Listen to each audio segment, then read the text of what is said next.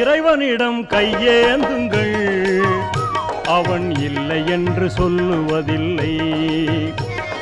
பொறுமையுடன் கேட்டு பாருங்கள், அவன் பொக்கிஷத்தை மூடுவதில்லை. இறைவனிடம் கையேந்துங்கள், அவன் இல்லை என்று சொல்லுவதில்லை.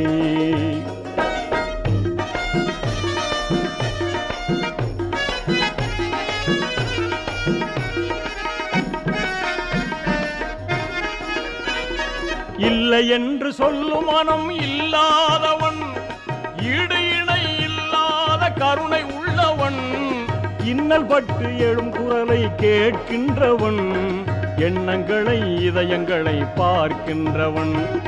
இறைவனிடம் கையேந்துங்கள், அவன் இல்லை என்று சொல்லுவதில்லை.